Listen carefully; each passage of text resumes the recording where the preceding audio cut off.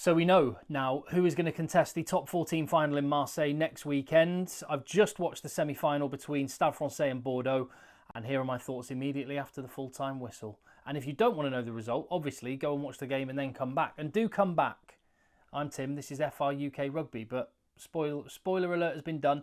Congratulations to Union Bordeaux-Bègles, who have made their first top 14 final, and they can contest for a maiden Brennus against the, and this is an American word, the winningest team in rugby, Stade Toulousain, who are going for title number 23. And we've got a rugby version of the Derby de la Garonne.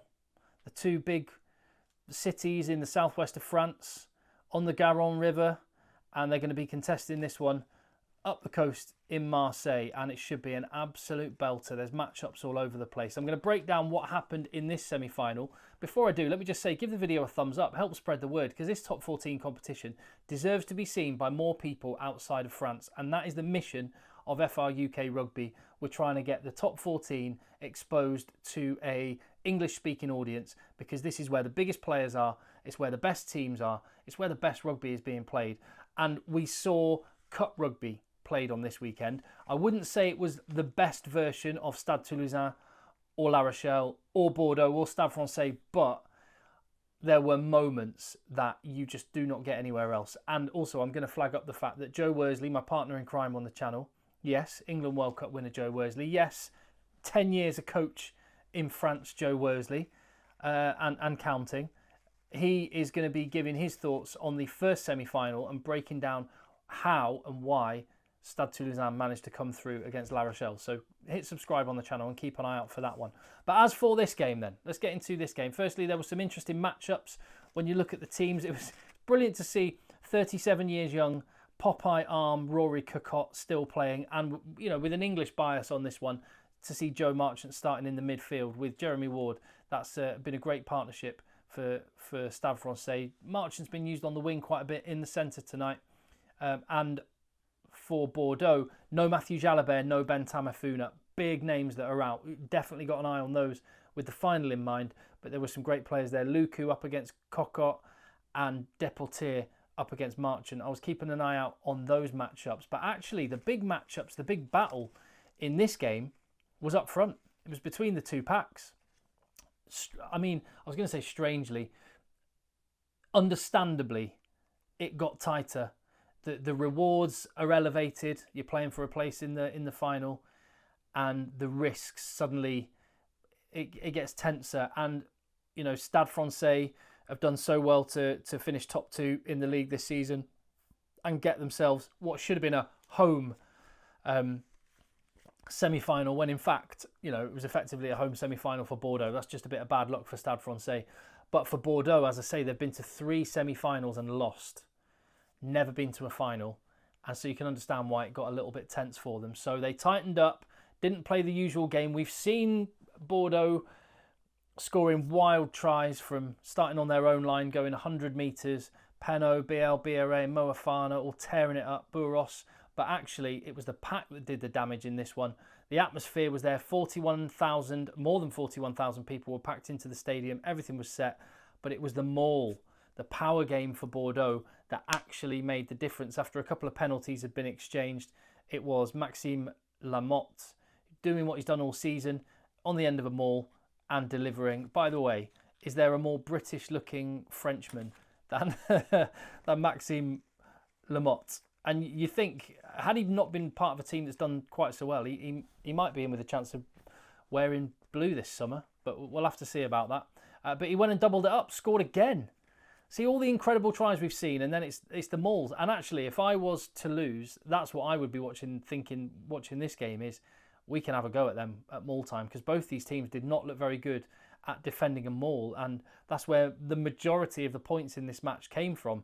And at this point, you thought, well, another blow and Bordeaux could be done here. But what Stade Francais have shown all season is resilience, and their power game's been excellent, and they went to it, and it was Briat who stole quite a few lineouts. I think he stole the line out to set up this position, and then was the man that went over as well. So game on. And there was a crucial moment, though, just before half-time. This was a key moment in the game. 7 points down.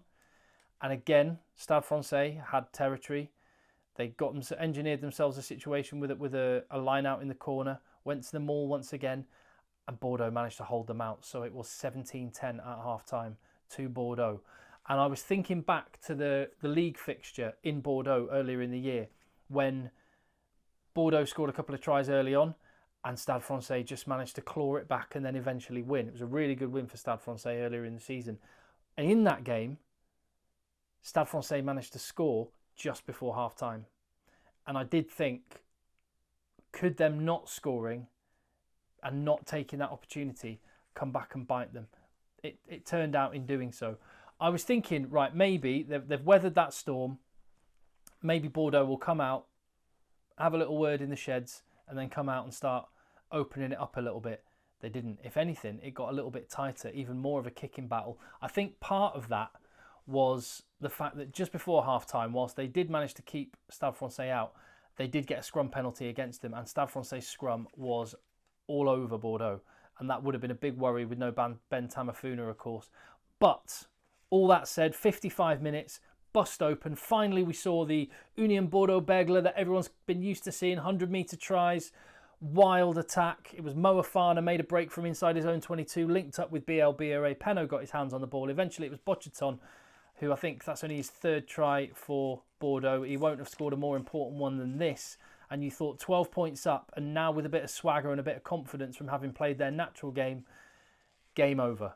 But no, that's not Stade Francais. That's not what they're about. And they reeled them back in again with another maul try. In fact, Pierre Blanc scored 2 tries after he came on as a replacement.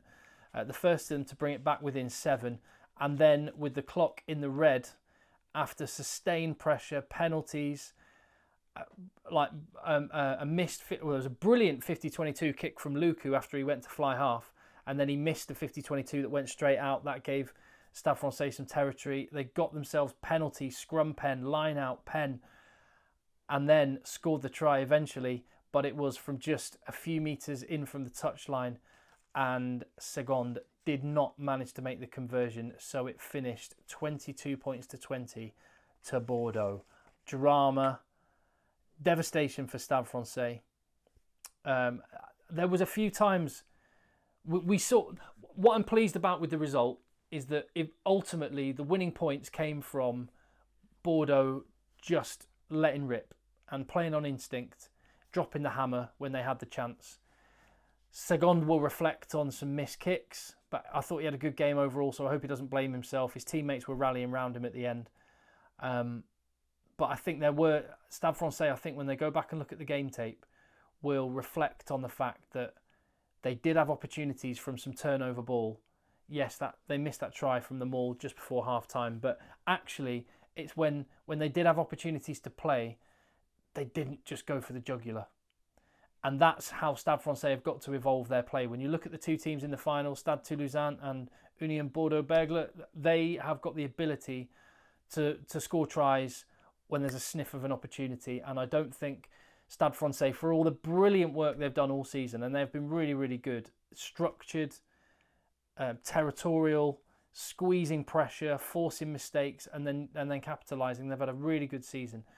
But when you come into the big games against the big teams, you've got to take the opportunities. And there was a few times when they had turnover ball in Bordeaux's half, and they went to a crossfield kick because they ran out of ideas. And that's the evolution of the Stade Francais side that will be interesting to watch. I'm sure Joe Worsley, like I say, will have some thoughts on breaking down that game, but he's definitely got some thoughts on breaking down the first semi-final, which will be in the feed as well. If you enjoy the content, and there's some amazing stuff. We're chatting to the English players, the French players, getting stuck right into the league, the clubs, the cultures, the flair, the passion. The fans are incredible. The towns are rugby mad. And this channel is the place where you can capture all of it. So if you haven't already, hit subscribe. Tell a mate. Because we know the content's really good. It deserves to have more people watching, just like the top 14 deserves to have more people from UK and English-speaking audiences watching it as well. So I'll see you on the next one.